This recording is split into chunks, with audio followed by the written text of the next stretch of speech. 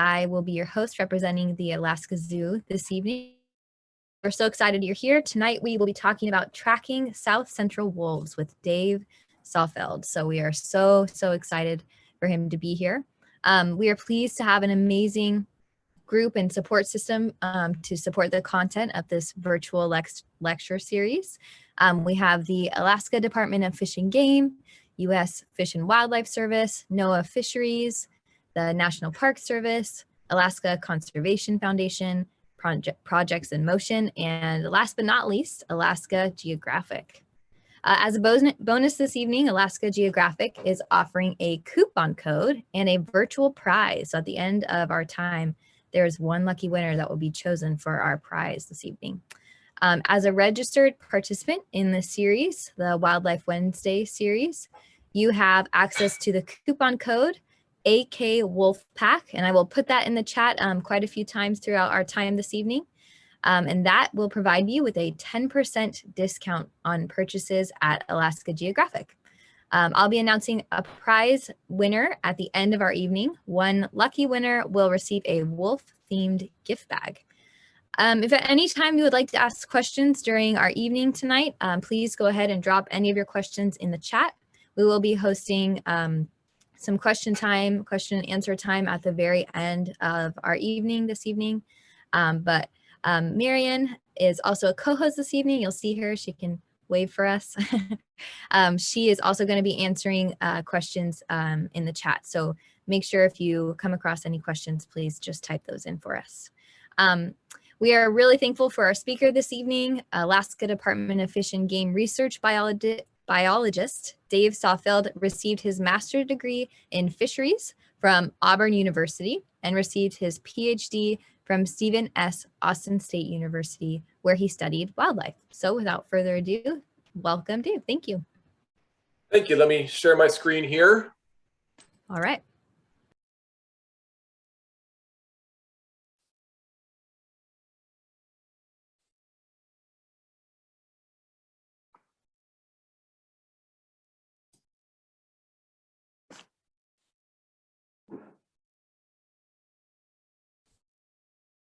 Okay, is that coming through okay? Yeah, it looks great. Perfect, thank you. So like Taylor said, my name is Dave Saalfeld. I'm technically the fur bearer research biologist for Region 2 or South Central Alaska.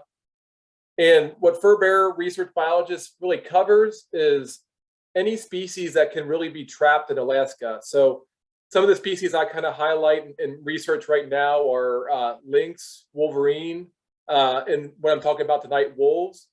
But I've also done some work with some of the Anchorage Moose Survey, which is one of the projects I led before moving over to this fur bearer position. So first, getting into this about wolves in South Central Alaska, I'll first go through some basic background information about wolves, and then I'll go into more of what we've been finding with our project. So wolves are the largest member of the canine family. There's four pictures here, and the wolves are that dark black one there. There's three other canine species found in Alaska, and they include the coyote, which is the bottom left-hand picture there, and they're really recognized by their really pointed ears that don't ever droop and that really pointed nose. You have the red fox, which typically has that really red coloration. But even around Anchorage, you'll find some different color phases, oftentimes called intergrade color phases. And I oftentimes see them actually biking around the Campbell Airstrip. So you do see a few other color phases of red fox around Anchorage. And then the smallest one would be the Arctic fox, which don't come close to Anchorage, but they're more characterized by their stockier build and shorter legs. And they get the typical characteristic white coat in the wintertime. Just to get an idea of where wolves are found throughout Alaska, their distribution pretty much covers all of mainland Alaska, and then even some of the islands down through southeast Alaska. Their numbers are a little lower as you get closer to the coast, but you get pretty dense populations, particularly in some of the islands in southeast Alaska.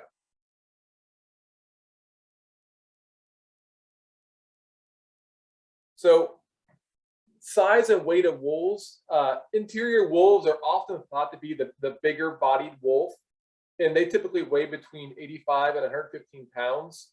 And it's been recorded them reaching up to 145 pounds, with females being a little bit lighter, about 10 to 15 pounds lighter than the males, and they rarely weigh more than 110 pounds.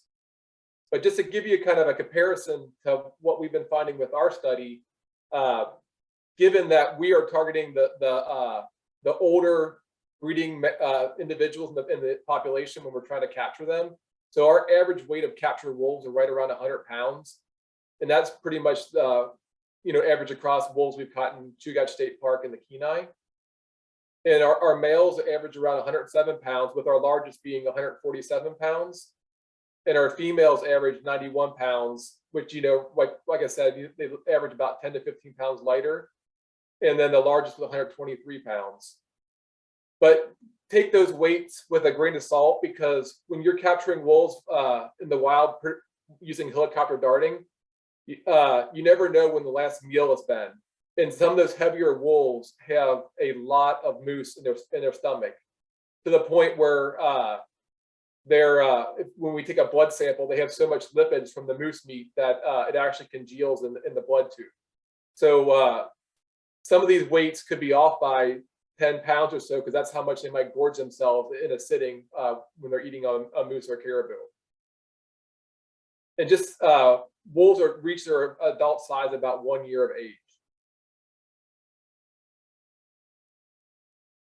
There's a lot of different colorations for wolves. The typical one we see in Southcentral is what we call that dirty gray, brown gray, which is that first picture there on the left. You do get a few of the pure black phase around, and there was a pack on J-Bear a number of years ago that had a lot of members that were that black phase, and they can transition almost all white. You typically see the pure white ones more in Arctic Canada. But that white phase one picture with that black back is kind of the whitish color we can get in Southcentral. But we've caught a few that kind of get close to that white color. But they come across the board and they get all sorts of grays and browns and blacks in them, and they have really unique coats between them.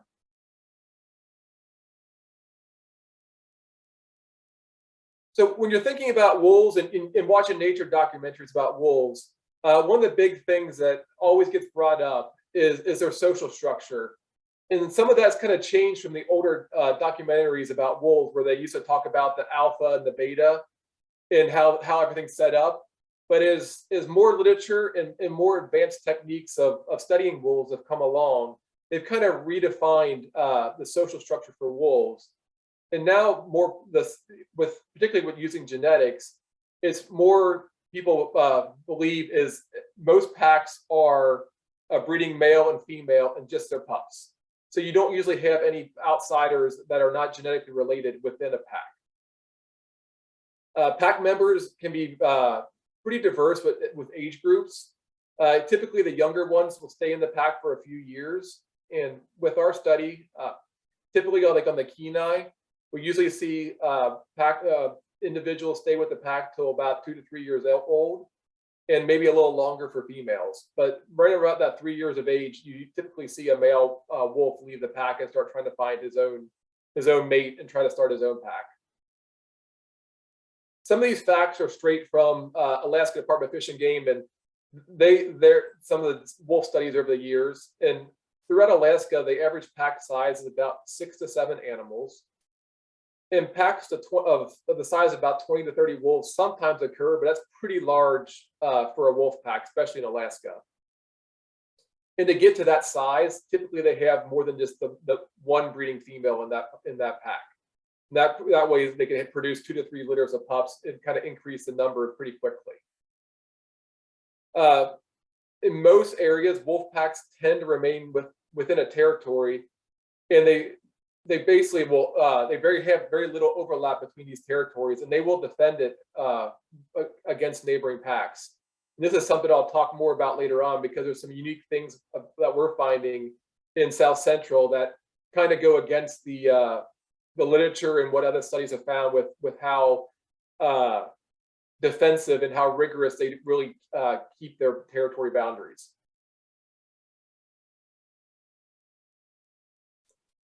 So breeding season for wolves, typically February through March, usually about mid-February through all of March. Typically one female in a pack will have a litter each year. Like I mentioned, there'll be a few that will have multiple breeding females in the pack. Litter size averages 4 to 7 pups, and they typically start denning in May or June. And when they den, the breeding female will stay in the den with the pups and not leave the den for several months. I'm sorry, several weeks. And after those few weeks, she'll start leaving the den and feeding a little bit more. But when she's in the den, they bring food to her. And as the pups get older, the female will pull them away from the main den and either have a secondary den or some rendezvous sites where she can meet up with the rest of the pack and kind of do some social interactions. Some of these unique pictures on some of these slides are from Southeast Alaska. I do not have any good den pictures from the South Central area. Part of this study is looking at finding dens, but we stay a little further back just because we haven't figured out the level of disturbance these wolves can tolerate when they're denning. So like everybody pretty much knows, wolves are carnivores. In most of Alaska, the primary food are moose and caribou. But they've been known to take, and our collared wolves have taken Dall sheep. In particular, they've taken a few of our collared sheep that are up in the Chugach Mountains. They'll eat squirrel, snowshoe hares, beaver. A lot of studies are finding that they do come down and eat salmon. And even wherever salmon's available, they typically will show up and eat some salmon. And the rate they kill large animals really varies, pretty much by pack dynamics, how many individuals in the pack, time of year. They'll oftentimes take a large prey item like a moose or caribou every few days to a week, and then spend several days feeding on that prey item. One thing that we have found, and a lot of studies have found, that wolves are pretty opportunistic when they're feeding on large prey items. They typically favor young, old, or debilitated animals. So typically they're feeding on the older moose or injured moose. It makes easier for them to chase and take down. Under some circumstances, when snow is really deep, though, they are very effective at taking larger prey, and they don't have to be as opportunistic in favoring the old or debilitated animals.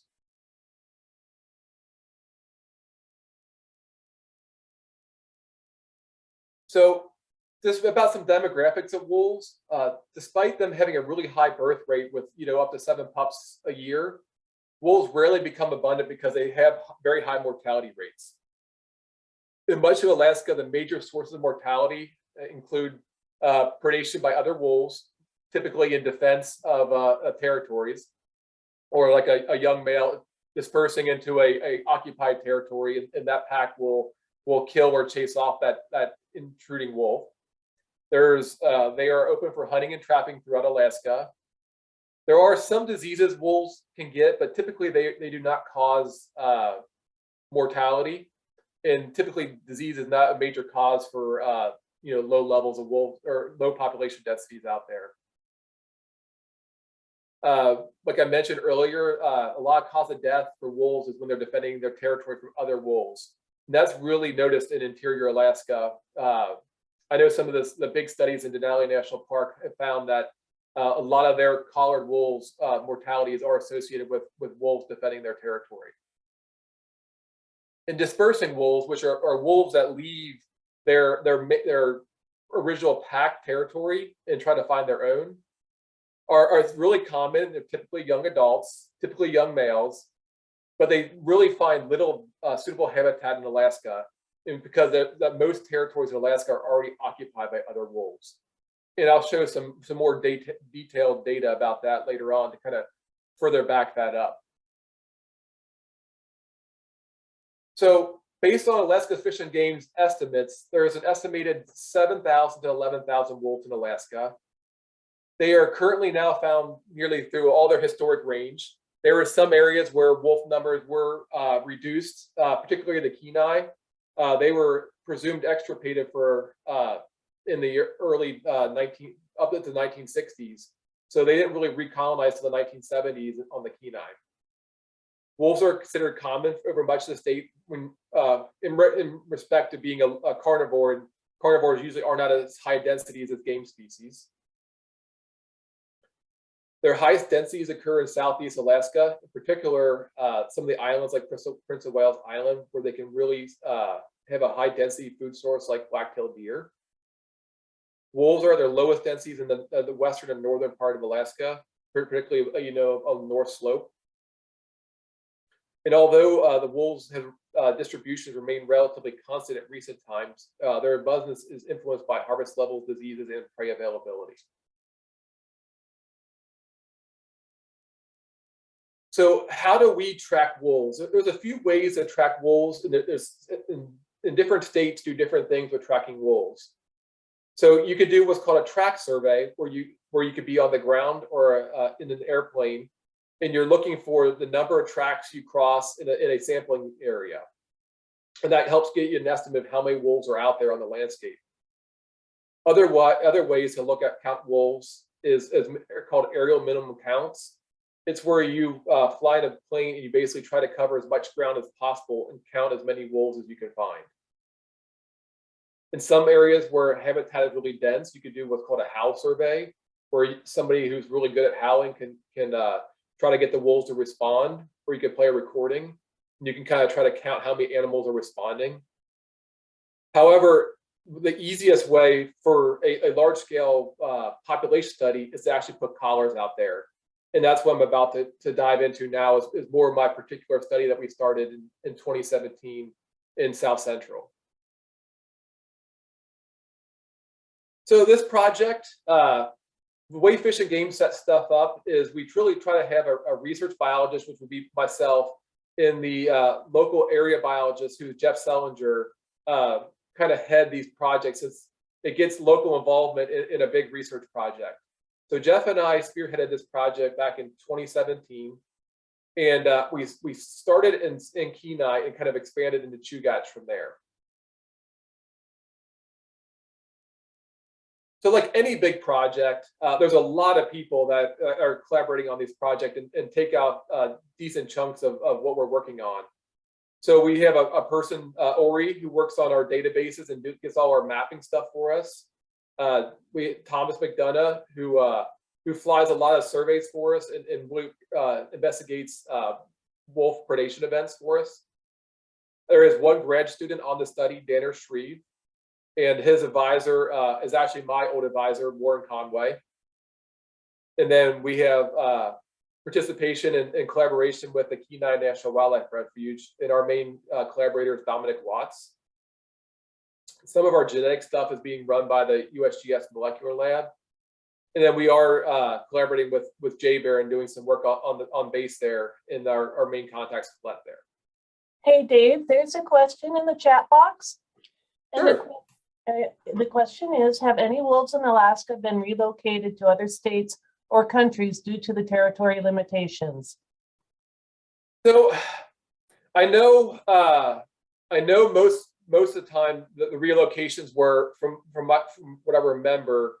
So like there was relocations to reintroduce wolves in Yellowstone, and they're starting to do it in Colorado too now.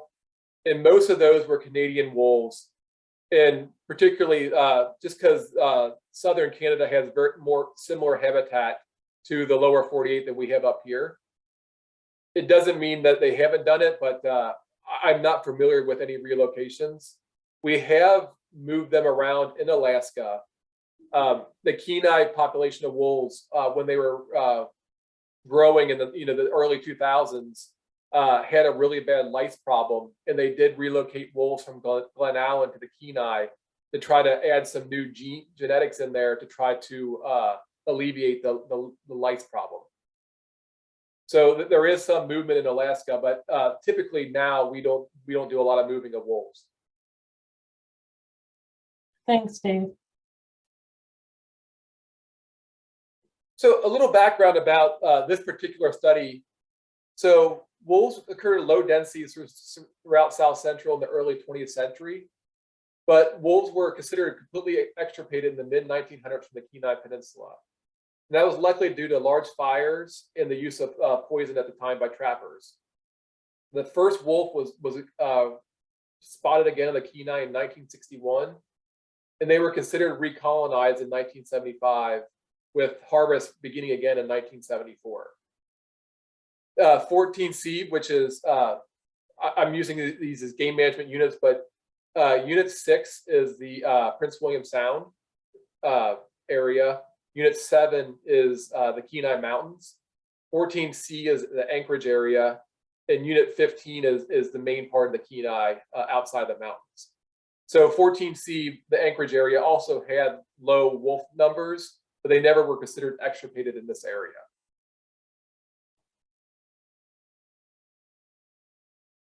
So Hey, as Dave? wolf numbers really started expanding. Sorry, Dave, Go ahead. can I ask another question? Go for it.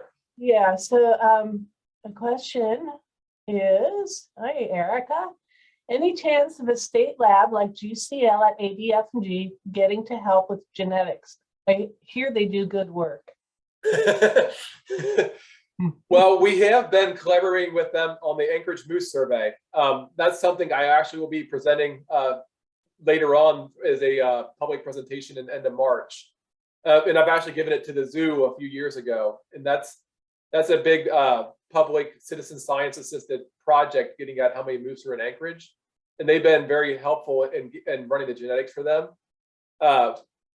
Right now, all my moose genetic samples are with USGS, but with some of the changeover there, I'm not sure who will run my genetics now. So it might be a possibility for the GCL to run our samples. Thanks, Dave. No problem. And so, like I was mentioning, with wolf numbers increasing again in South Central Alaska, there's been a lot of attention, a lot of public attention about how they affect local moose populations. Moose are a very important species for hunters and meat. And so wolves being a major predator of moose, there's a lot of public attention, a lot of questions we field about how wolves are affecting moose numbers. So in Alaska, we have an intensive management law, and 3 of the areas I'm studying are under intensive management, which is really basically says that we're paying more attention to moose and wolf numbers in these areas. And basically another thing that helped start this study, and I'm not sure how many people are familiar with this, but about 10 years ago, there was some human-wolf conflict along the J-Bear area. And so there was a couple of nuisance wolves that were causing some problems. And that was one of the reasons to start looking at wolf numbers again on the military base to see how wolves are doing and how they're moving around the habitated portion of base.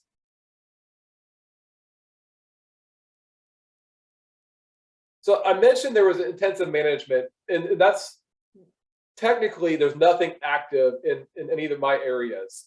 All this occurred prior to me starting working on a wolf research project and prior to me actually taking on the fur bearer position. There was an intensive management program for a little while in Unit 15A, which would be the northern Kenai north of Soldotna.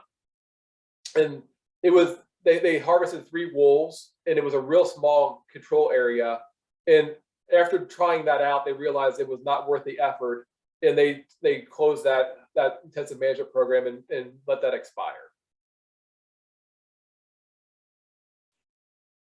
So there's really only been one big study of wolves in South Central. There's a lot of studies of wolves throughout Alaska, but when you're thinking of South Central with basically the Chugach and Kenai, Rolf Peterson was the only person really spearheaded a study on the Kenai.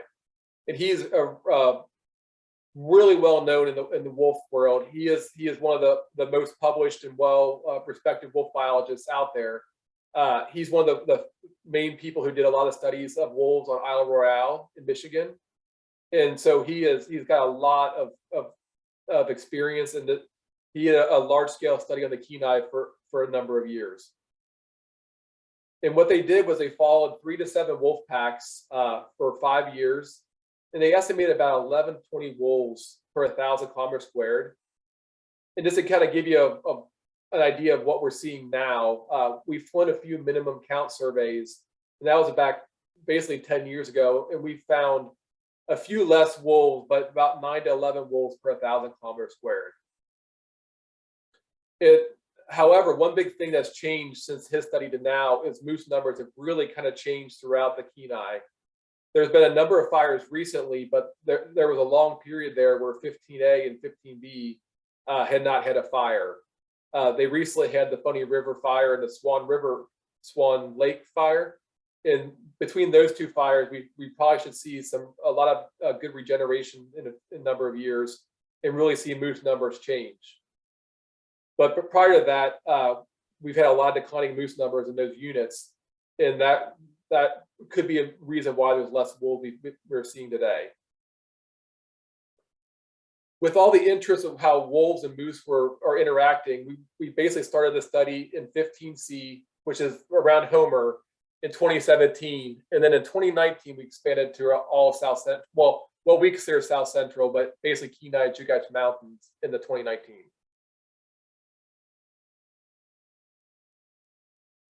So the objectives, there's a lot of research questions that go into these big projects. And the main ones we're really trying to tackle are how many packs are out there, how big they are, how they interact with each other. And then by knowing that, you can estimate home range size, how they move, what kind of habitat they prefer. And then we'll also be taking biological samples like hair or whisker, and we can estimate their diet. By having collars on them, we can look at their survival rates. Then we can track their dispersal. And then overall, we're trying to estimate how many wolves are a population estimate for this area. So with these big studies, there's always secondary questions. And some of the ones basically like we talked about earlier, we are looking at genetic diversity. One thing that might be tough to tell are wolves have a lot of very common or very heavily related, especially because they came from very few wolves in an area to expand their population of the Kenai. So they're very highly related genetically. So we might not really get a good idea of how how they're related across packs or within packs. But we're going to look at overall genetic diversity, changes in disease resistance, and then looking at were they choosing to den, looking at some kind of background disease surveillance, and then look at some risk modeling of how moose and wolf interact. We have a large moose study on the Kenai where there's a lot of moose collared. So we can kind of look at how collared wolves and moose interact and how moose move when wolves move into the area. Hey, Dave, there's two questions now. Sure. So will there be GPS data on the size of their ranges? That's the first question. Yes, I have it. I didn't come up with a full estimate of their home range is 30 kilometers squared, but I have some maps of showing kind of how their home ranges look. And in the future, when we finish the study up, we will have a good estimate of how big their ranges are. Okay, and the second question is, how do coyotes as newcomers to Alaska fit into the South Central picture? Much interaction between species there?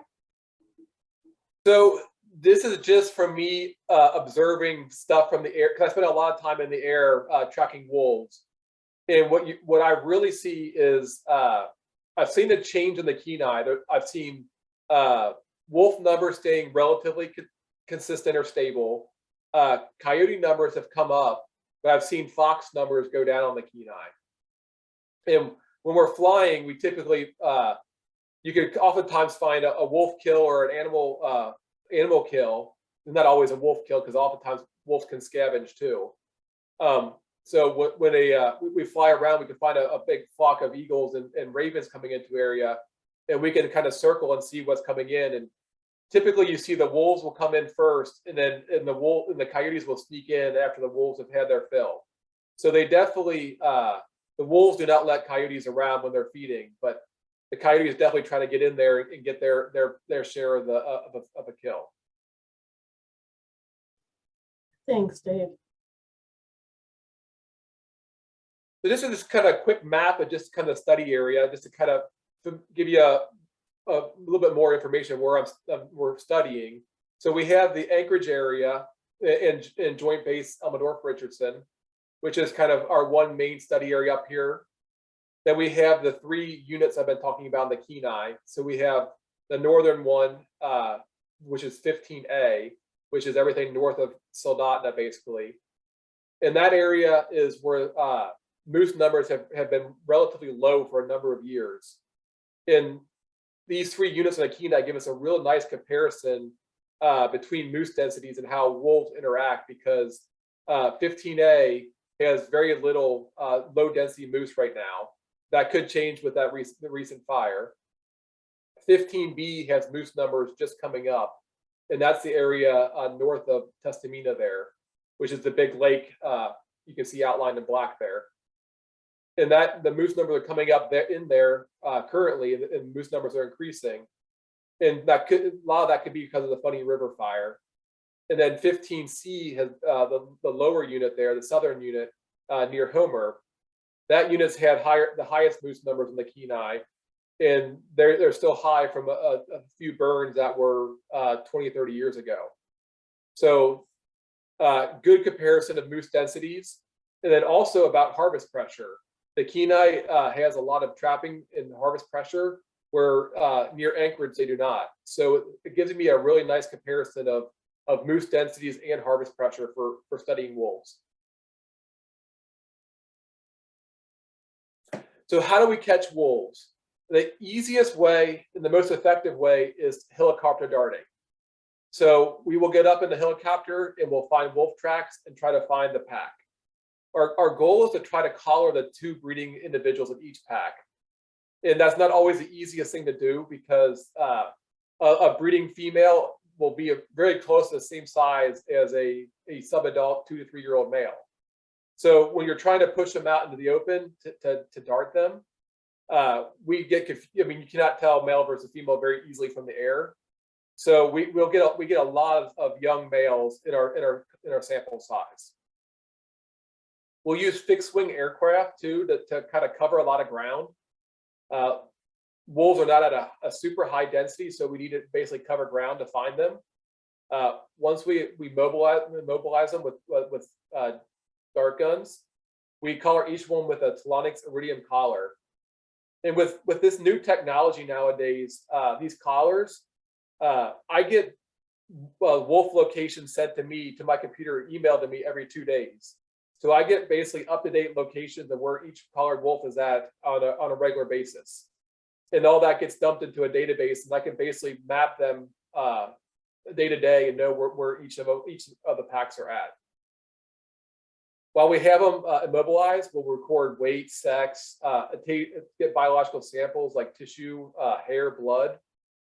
It will uniquely mark each one with either an ear tag or a tattoo. The collars are only programmed to stay on for 2 years, so we'd like to know which animals we've handled in the past. So we'll give them some kind of other mark that we can know in the future. If they've lost their collar, we'll know who is who if we catch them again. Okay, there's another question, Dave. Sure. How do you find wolf tracks from a helicopter? So wolves will leave pretty distinctive tracks in the snow. They we'll have 2 planes up and the helicopter up looking. And so we're trying to find fresh wolf tracks. So if it's old snow, it's really hard. We spend a lot of time crossing across wolf trails and trying to find fresh tracks. But when you have a number of wolves in a pack, they will leave basically a trench in the snow, because one wolf will break trail and all the other wolves will follow behind them. And it's a very unique trail from the air. It really looks like a trench. So you kind of know when you're on a wolf trail by how deep that trench is and how many and how it cuts through the snow. A moose will oftentimes, you can see their hoof prints, where a wolf trail, you can see basically just a trench where a bunch of animals have kind of kept following each other through the snow. Thank you. No problem. And so we do our captures in February, March.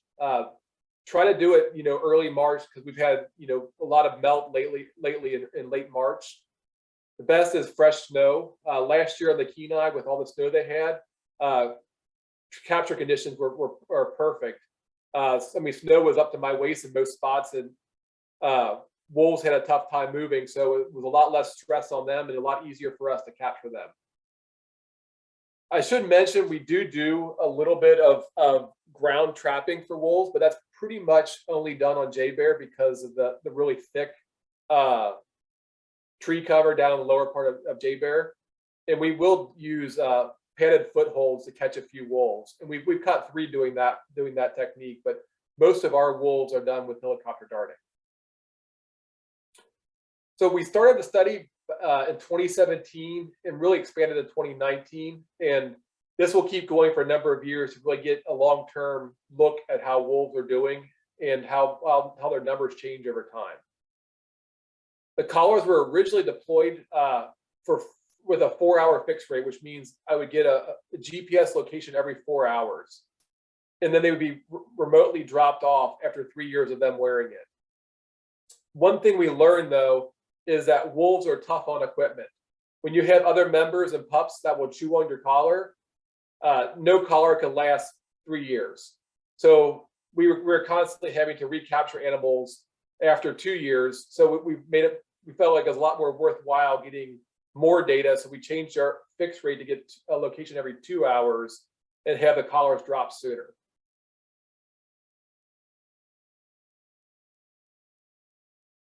So a few of the pieces of data we do collect while we're out there. So with all these GPS points, when there's a big cluster of GPS points in one area, we try to figure out what's going on there. There's a lot of things it could be. It could be a den site. It could be a rendezvous site. So packs are not always together. And the bigger the packs, the more they might separate it and go on their own for a little while. And they'll have what's called rendezvous sites where they'll get back together and they'll meet up and kind of basically strengthen their social bonds again. And then they'll go back and kind of split up again.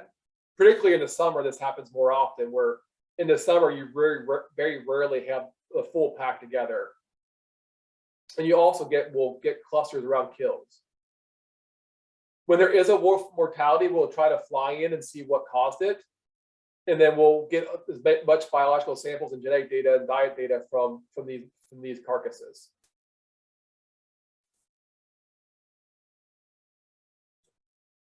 And one other thing we do is to get an idea of how many wolves are in each pack, at least twice per month in the winter time, we will get a fixed wing aircraft up and they'll fly over the wolf pack and count how many there are in there and kind of get an idea of how many puppies, how many adults, and how many total wolves, and give us an estimate of how many wolves are in our study area.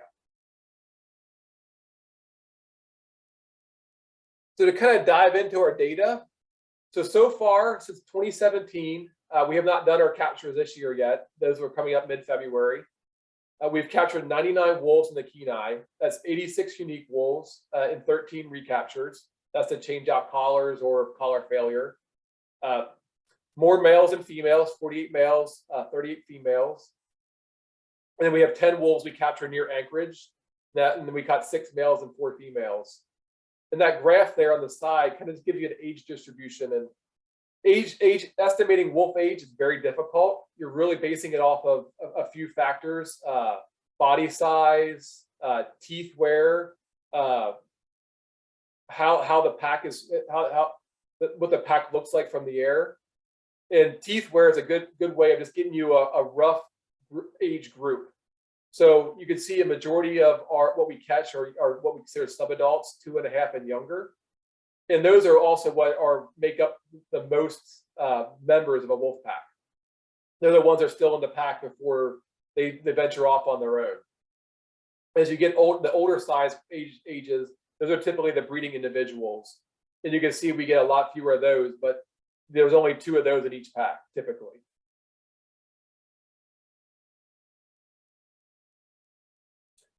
Just to kind of break down of where we caught the majority of our wolves, 43 and 15C, but we also started that area, the Homer area, earlier. So we've had more captures in that area. So 43 wolves were captured at 15C, 24 and 15A, which would be the north of Soldotna, 16 and 15B, 10 in the Anchorage area, and 3 wolves in Unit 7, which is the Kenai Mountains. And that was just because we were following that pack, and they left 15A and were venturing into the mountains. And we knew they spent most of their time in 15A, and we followed them and got those packs on the air. One thing I should point out too is you'll see a lot of pictures of wolves laying on the ground, and these are all the ones we are working up. These are all just immobilized. They're usually asleep for about a couple hours, and they'll slowly wake up and kind of move off on their own. We'll keep coming back and checking on them with the plane or helicopter to make sure the recoveries go smoothly. So far, most of our collared wolves have remained in the area we captured them. Very few of them have dispersed, but there has been a handful of them that have left their area. Just to get an idea of how many packs we have collared in each area, we have 3 in 15A, 5 packs in 15B, 5 packs in 15C, and 3 in 14C. And we're basically calling a pack anything more than 2 wolves. We're considering a pair, not a pack yet, because they're really not strong enough to kind of defend a territory. So they're kind of more roaming when they're a pair. And once they get more than 2, that we consider them a pack. This is just a quick breakdown of just kind of where we caught everything. You can just kind of see that we have a good scattering across our whole study area, kind of except for Anchorage. And Anchorage is always tough just because of how many people are out in the backcountry when you're actually trying to catch wolves. So wolves get pretty difficult to catch, and they like to avoid the popular areas. And so we've had a tough time catching them in the Anchorage area, the Chugach Mountains, but there are a few more packs up that way.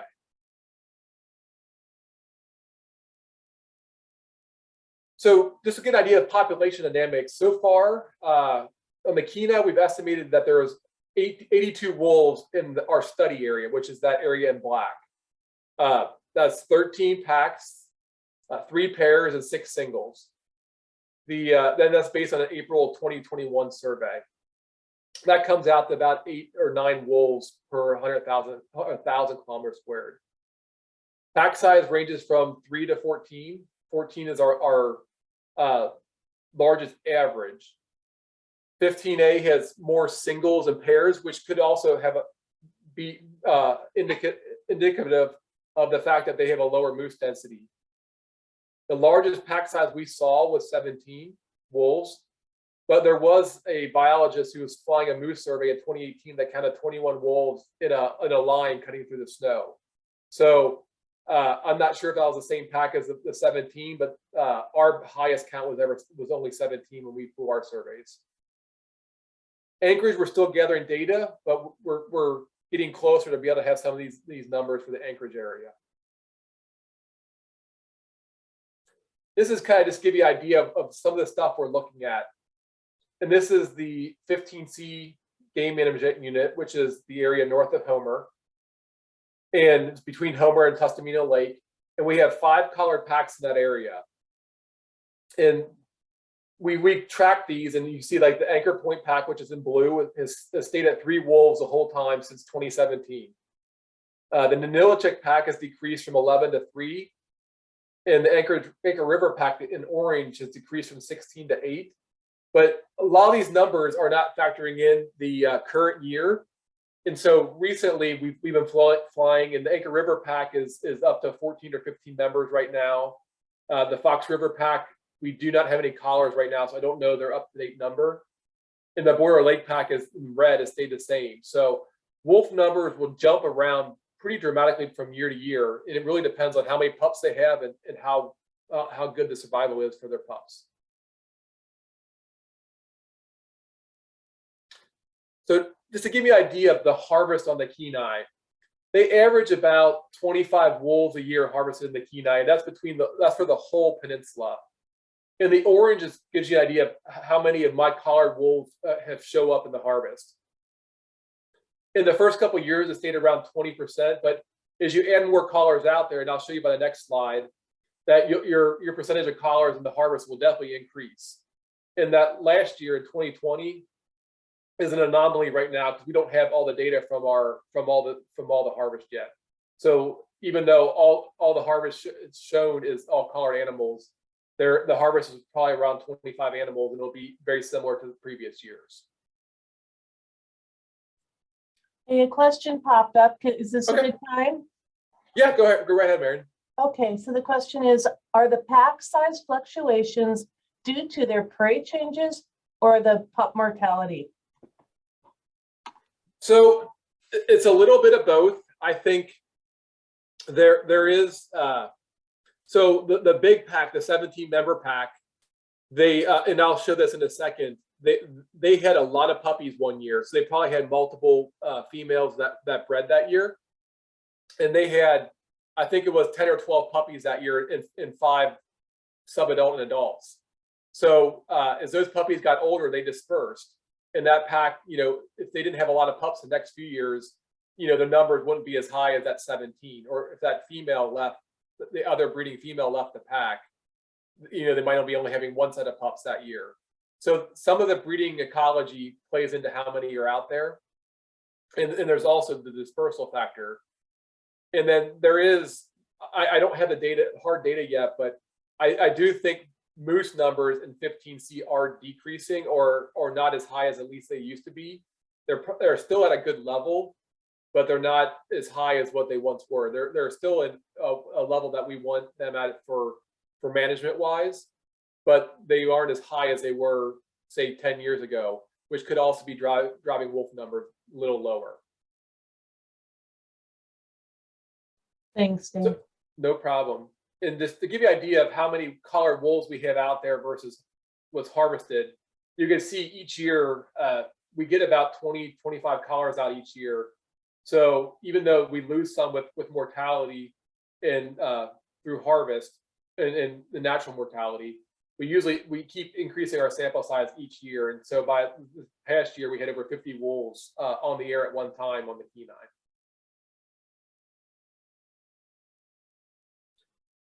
This is a little pie chart here, just gives you a breakdown of sources of mortality. And this is just the Kenai data right now. So the majority of wolves, mortality is either trapping or hunting on the Kenai. So over 75% is of mortality, and that's out of 47 mortality events, is due to hunting and trapping. There was only one mortality attributed to other wolves killing it.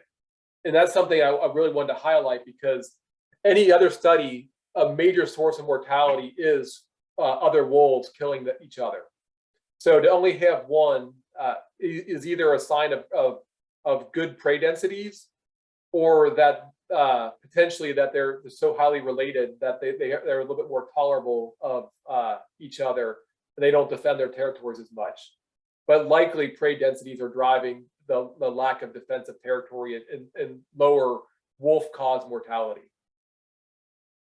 We had a couple roadkills, and then we've had basically 13% due to natural mortalities, and that ranges from injuries. We've had a couple that were kicked by a moose. You can very clearly see the actual moose hoof print, and it broke a rib, and they died due to those injuries. And then typically the wolves get injured, and you don't necessarily see the injuries until you do a necropsy, but they typically are injured and they end up starving. So just to get a raw mortality rate, and this just for the Kenai, and it's 0.28. And that's really consistent with a lot of other studies. And if you compared it to what Rolf or Peterson did on the Kenai, he found 0.33 mortality rate. So mortality rates in the Kenai really haven't changed over time. So we don't think that the harvest or anything like that is really driving or changing the wolf numbers in the Kenai. So now just diving real quick into the movement data. This is just to show you how much data we get from GPS collars nowadays. If you look at basically the Kenai Peninsula, the whole thing is red. I mean, when you zoom in, obviously it's not. There's areas they don't go. But we have a lot of collar data, and it takes huge databases and powerful computers to really process and analyze this data. You can ignore the stuff out in the water. That stuff is poor GPS fixes. I have to filter those out in the future. You can also see we've had some really long distance dispersers. And I'll dive into and showing you more detail of those dispersers here in a couple of slides. And as you gather more and more movement data, you can really start breaking up and looking at territories. And not all these are continuous territories. So like if you look right below Tustamina, there's a label Crooked Creek and Border Lake. And that pack was a pack and Border Lake was 8 members and Crooked Creek was 3 to 4 members. And over time, Border Lake kind of pushed Crooked Creek pack out. And so that's turned into basically one territory now. So this stuff will change, and there'll be a lot more from year to year. There'll be shifts and changes in territories and home ranges. And that's something we're mapping and looking at, and we'll publish once we get the full data set. Now to kind of dive into the dispersers, we've had 5 now, but 4 on this map. It was so far that up until 2020 it was 3 subadult males and surprisingly 1 adult female that dispersed. All 4 of them came from the same pack, that pack that had 17 members. So all 4 dispersers left from that pack, and they were near Homer. So all 4 left from Homer, and the furthest one went all the way up to the Brooks Range, which was over 550 miles. And 1 went to Denali, which is Denali National Park, which is around 300 miles. 1 went to Lake Louise, which is about 230 miles. And 1 actually is up on J Bear right now. It's a pretty unique wolf. This one, it left the Kenai in 2017, between 2017 and 2018. And sometime along his journey, he injured one of his right front shoulders, and he can only use 3 legs. But he is thriving on J Bear, probably because they have so many plowed roads. But he has a pack of what I've been told up to 13 wolves in it, and he is the breeding male of that pack, and he's denned the past 2 years. So 3 of the 4 show you good examples of what happens with dispersing wolves. Typically, they can't find a territory. You can look at their movements, and you can see they weave all around, and they're searching for their own territory. And they have very poor survival when they're out doing that.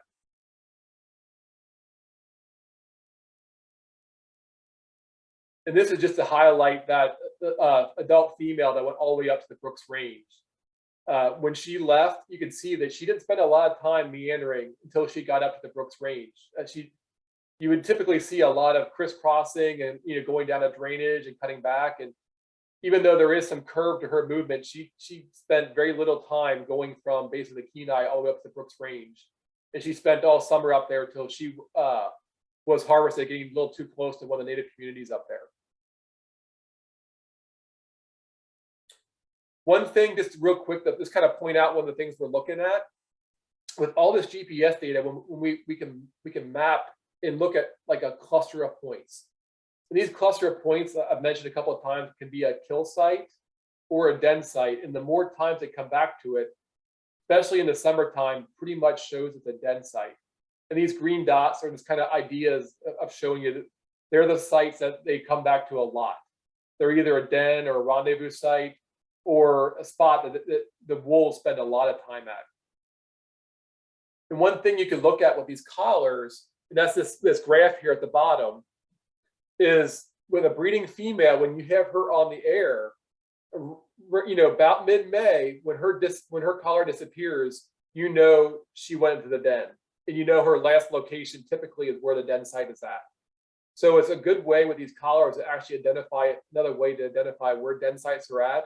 And you can see basically the way this graph shows is from mid-May to basically early July, she did not move. Her collar did not register. And so being in the den, we don't get good satellite signal. So when they go in the den and she disappears off the air, we know she's a breeding female, and we know exactly where she's at.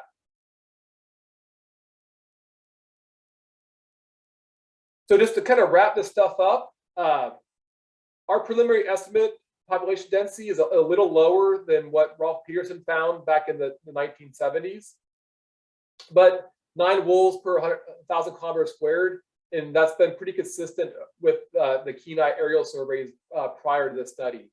So wolf numbers are pretty stable on the Kenai right now, even though there's some changes in pack size in GMU, Game Management Unit 15C. Changes in numbers of pups really change that, and those numbers I showed you are dramatically different this year compared to what I showed you on that map. Overall, wolf populations are pretty stable in South Central.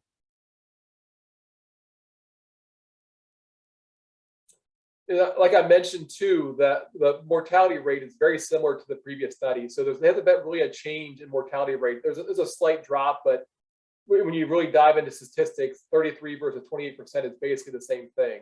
So we really haven't seen a change in mortality rates from basically over 40 years from the last wolf study. That picture here actually, just to point out, those are the wolf pups that were the firefighters rescued from the Funny River fire that the zoo raised up, and I believe they're in Minnesota now. So I was able to come by and help out a few times with them, and those are the 5 pups they had at the zoo that went to Minnesota. One of the big things that's really interesting to me is that very few mortalities in this study so far have been caused by other wolves or packs. This is, like I mentioned several times, very common in interior, and to have only one so far is something we did not expect. And what we did expect is any dispersing wolves would have pretty poor survival. Those young subadult males, typically the dispersers, really do have a tough time finding an unoccupied territory, and their survival rates are never very high. So just to kind of wrap it up, without this acknowledged basically Fish and Game and the Joint Base Elmendorf Richardson for funding this project, several other biologists helped with the captures, and then without the pilots, I mean, we need really good wildlife capture pilots to work on wolves. They are probably the hardest animal to chase with a helicopter. You can never really pattern where they're going to go. When they run out onto a lake, they could go underneath the helicopter, turn around, stop. You need a really good pilot that can really understand wild animal behavior that really capture wolves, and we've been able to have a couple good ones, and without them, there's no way we could be pulling this project off. And with that, I will wrap up and answer any final questions we have. Awesome, Dave. Thank you so much for that. We have quite a few coming in here, so I'll just read one at a time. Thank you.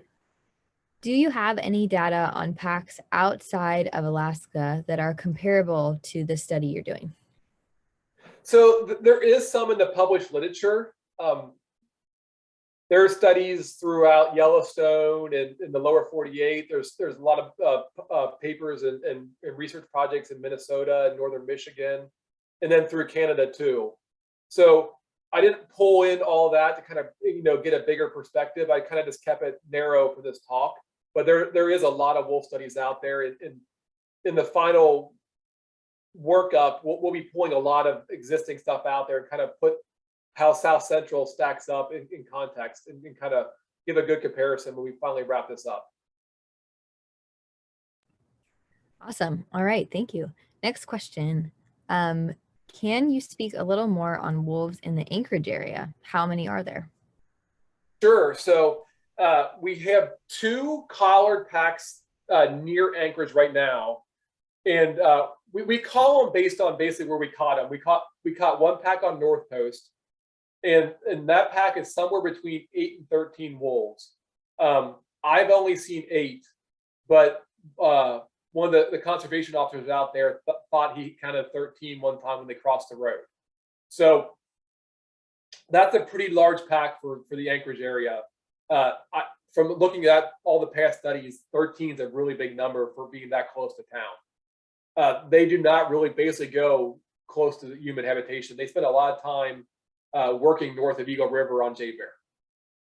We have one other pack on Ship Creek, and they spend a lot more time way up in Ship Creek, and they actually spend a lot of time hunting Dall sheep. We've had several Dall sheep collars from a different study that my supervisor is doing that were definitely attributed to wolf predation.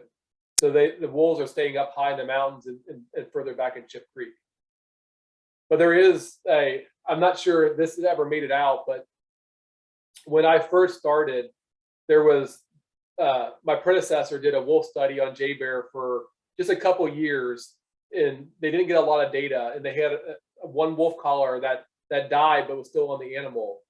And so when that animal was about 12 years old, so about 3 or 4 years ago, that animal walked all the way down the Campbell, I guess it's the Campbell bike trail from Bicentennial, and basically we found it eating a moose calf behind the peanut farm. So wolves do move into town. It's not a common thing, but they do show up. We had several reports that day of a collared dog walking by itself, walking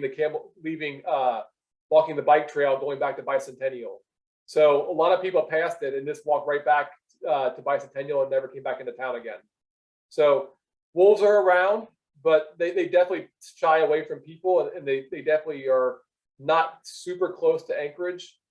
But they you could hear them sometimes if you're in Upper Ship Creek, or I've heard them in Eagle River before howling. So they're close, but not basically in town that often.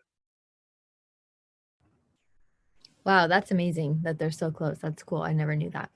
What is the common? Oh, let's see here. What else do wolves eat besides moose? So as you get interior Alaska, they'll specialize a lot in caribou.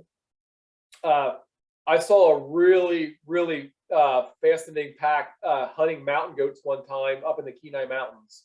They were very effective at it. The big male that we had collared went along a really steep ridge line.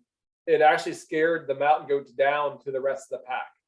So, I mean, very smart animals, and they will definitely try to get a large ungulate, which would be, moose, caribou, deer where they're available, and then mountain goats and sheep if they want to be working up in the mountains.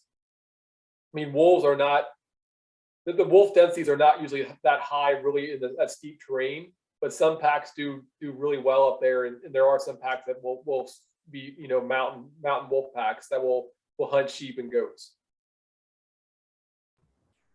All right, thank you. Another question kind of related to their food. Do you see any prey switching to salmon streams when the salmon come in?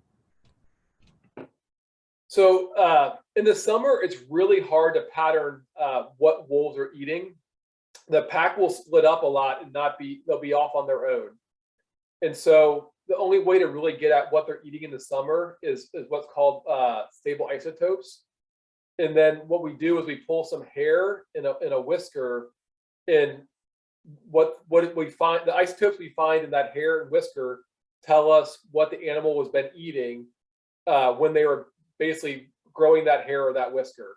So if we're getting a marine influence, we know they were eating salmon during, when they're growing that hair. We do see their movements along salmon streams, but you don't really see them catching a lot of salmon in South Central. There is a lot more pictures, and those pictures I had in the presentation were from Southeast Alaska, where you have a few more reports of wolves taking salmon. But they definitely shows up in their diet, and it definitely shows up in the isotope samples we're running. All right, thank you. What is the average lifespan of a wolf in this area, in the Anchorage area? In the Anchorage, that one that I talked about came into town was at least 12 to 13 years old. So that's a really old wolf. On the Kenai, based on our estimates, some of the older ones we captured were in that 10 or 11-year-old range. They had, when we look at their teeth, they basically had no canines left. And looking at their teeth wear, I'm not sure how they chewed up much food. But that wolf survived for 3 more years after we collared it. So we estimated at 9 years old, and so it might have been 13 when it finally died. So there are some older ones, but average age is probably a lot lower. I mean, it's probably like 3 to 4 years old is average age, because a lot of the young ones are the ones that have higher mortality. So I mean, typically once they get to 3 or 4, they'll survive to probably 8. But that younger age class are the ones that have really high mortality rates. All right, amazing. I can't believe that one wolf was so old. That's incredible. How do you know how to capture the wolves? Did you go through any specific training or maybe some insight into that? Sure, sure. So there's a lot we have to do. For one, we're using drugs that we have to have special licenses for. So we have a really rigorous drug handling training. So we have to be, we have a staff veterinarian that has to dispense the drugs to us. We have very strict regulations on how they're used and how we handle them. So that's highly regulated. And then, with training wise, I got a lot of my training from my undergrad and my master, my PhD. But really, when you come up here, I mean, from the lower 48, working on Alaska animals is a lot different. So you really kind of fall in with a mentor, and you basically build up to being able to do this on your own. And there's a lot of different things, training we have to do with between firearms, drugs, animal handling. You work your way through this before you're able to basically jump in a helicopter and start darting animals. The darting part is usually saved for the staff that have been around for a while, and the person that rides along are the new staff, and they kind of get experience by riding along before they get to start darting. All right, thank you. Another question we have here is, can you comment on any wolf-bear interactions? In Yellowstone, bears will apparently chase wolves away from kill sites. Is that something that happens here in Alaska? I know, something I didn't mention, we did have one of our natural mortalities was I don't know if the bear for sure killed a wolf, but a bear had cached a wolf. It was definitely a bear cache. So one of our collared wolves was potentially killed by a bear. I know there's been several documented, like with all the buses that go down Denali's Park Road, there's been several times where bears have chased wolves off of kills, especially on some of those braided rivers down there. For us, we don't really have good bear. Well, we have different bear data for the Kenai, not really bear movement data. And so, future studies, we might be trying to do a more comprehensive look of all the predators on the Kenai and then the prey. And so we might be really trying to tackle what bears and how bears and wolves interact now. But I haven't seen it, but I've seen several documented cases of bears chasing wolves off of kills. All right, thank you. Another question, approximately what age do wolves have their first litter? So just an estimate, I would say between 4 and 5 is typically where they have their first litter. Usually they're still with their pack when they're about 3 years old. So the females will stay a little longer than the males with the pack. So a female typically the earliest that she'll probably have is probably 4 years of age, just because of the social structure. She's capable of reproducing after her first year, but typically with the social structure, she won't reproduce till probably 4 or 5 years of age. All right, thank you. Another question is, please tell us more about the wolves that are residents at the Alaska Zoo. And I can actually speak to that a little bit. We have 3 wolves that are residents at the Alaska Zoo right now, Windy, Ruby, and Nikolai. And our wolves came to the zoo.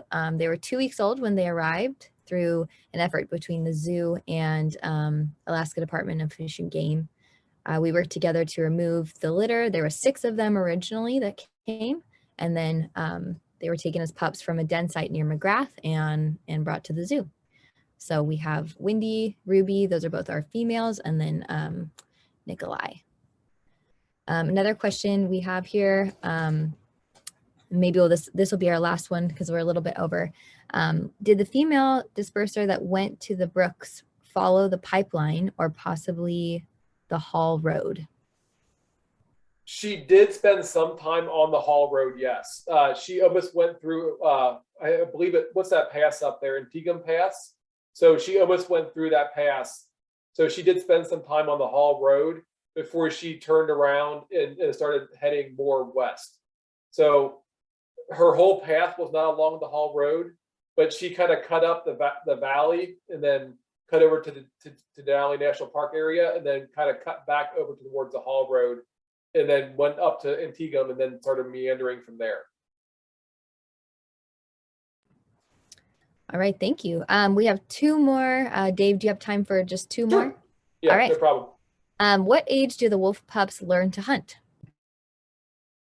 So I know, so I've hiked into a few dens and kind of watched from a distance with a spotting scope, and the pack was bringing back moose parts to them, and the pups they were probably about 6 weeks of age. They were just coming out of the den, moving around on their own, and they were playing with the moose parts and dragging them around.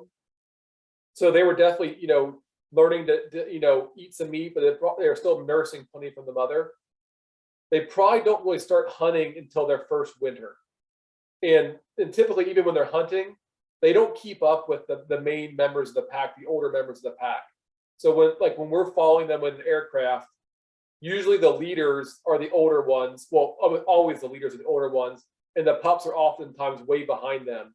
And so they are usually not integral members of the hunt. And they'll eat the meat, they'll eat meat, and they'll participate when they can, but they typically do not keep up very well that first winter. And they'll increase basically participation as they get older, but they're usually the ones lagging behind. When we're trying to catch them, we try to go, look in front of the ones we see to make sure we don't find any bigger ones first. All right. And our very last question for this evening, are there any educational programs through ADFG for kids interested in wildlife management? I wish there was. Marion might be able to answer more of this than me. She's on the education side. There's really not any programs that we run that we'll give talks to. But Marion, can you jump in and help me out on that one? Yeah, sorry about that, Dave.